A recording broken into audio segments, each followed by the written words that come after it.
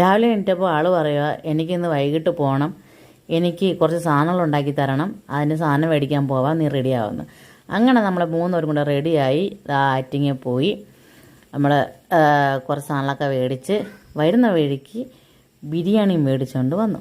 ബിരിയാണി എന്ന് പറഞ്ഞാലും പോരാ, നല്ല അടിപൊളി ബിരിയാണിയാണ് ഇവിടെ പള്ളിമുക്കിലെ ബിരിയാണി. എൻ്റെ എന്തൊരു ടേസ്റ്റാണെന്നറിയോ ചേട്ടാ. എല്ലാ പ്രാവശ്യം വരുമ്പോൾ ഞാൻ മസ്റ്റായിട്ട് മേടിക്കാൻ പറയുന്ന ഈ ബിരിയാണി. അതാകുമ്പോൾ ഒരെണ്ണം മേടിക്കുമ്പോൾ ഏകദേശം ഒരു 2 പേർക്ക് നല്ലൊരു സുഖമായിട്ട് കഴിക്കാൻ പറ്റും. അത്രയ്ക്ക് ക്വാണ്ടിറ്റിയും ഈ ചിക്കൻ പീസൊക്കെ ഇഷ്ടം പോലെ കാണും. എന്നിട്ടായിരുന്നു കഴിച്ചതിന് ശേഷം ഇവിടുന്ന് എൻ്റെ യുദ്ധം ചമ്മന്തിപ്പൊടി ഉണ്ടാക്കാൻ. ചമ്മന്തിപ്പൊടി കുറച്ച് തോനെയുണ്ട്, ഒരു 2 മാസത്തേക്കുള്ളത് ഉണ്ടാക്കി കൊടുക്കണം. കാരണം ചേട്ടന് ഒരു 2 മാസമൊക്കെ അടുപ്പിച്ച് വീട്ടിൽ വരാൻ പറ്റും.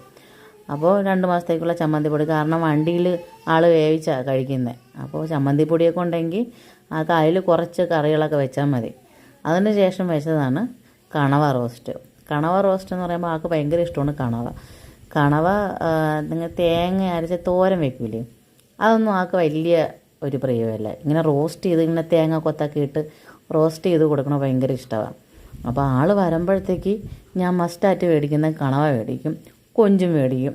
കൊഞ്ചിൻ്റെ ഒന്നും നമുക്ക് ഇന്ന് മേടിച്ചില്ല, ഇന്നലെ കൊഞ്ചായിരുന്നു, അതുകൊണ്ട് ഇന്ന് കണവ മേടിച്ച് നല്ല അടിപൊളിയായിട്ട് റോസ്റ്റ് ചെയ്യുക. എന്ന് വെച്ചാൽ എല്ലാ ഹോട്ടലിലോ കള്ള് ഷാപ്പിലൊക്കെ നമ്മൾ കഴിക്കത്തില്ലേ, അതേപോലത്തെ റോസ്റ്റ് ആകട്ടോ. നല്ല അടിപൊളി ടേസ്റ്റാണ്. ഇതൊരു ദിവസം ഞാൻ റെസിപ്പി ഇടാം കേട്ടോ. അതിനുശേഷം ഉണ്ടാക്കിയതാണ് നല്ല അടിപൊളി അച്ചാർ ഞാനല്ല ഉണ്ടാക്കിയത്, എൻ്റെ അമ്മയാണ് അച്ചാറിൻ്റെ ആൾ. അമ്മ ഉണ്ടാക്കിയ അച്ചാറാണ് ആൾക്ക് കൊടുത്ത് വിടാനായിട്ട്. പിന്നെ ഉണ്ടാക്കിയത് കുറച്ച് അയലമീൻ മേടിച്ചിട്ടുണ്ടായിരുന്നു. അത് ഉണ്ടമുളകൊക്കെ ഇട്ട് നല്ലപോലെ വറ്റിച്ച് നല്ല അടിപൊളി അയലമീൻ കറിയും, പിന്നെ ഒരു അയല പൊരിച്ചതും. അപ്പോൾ ഇത്രയൊക്കെ ഉള്ളൂ. Okay, by.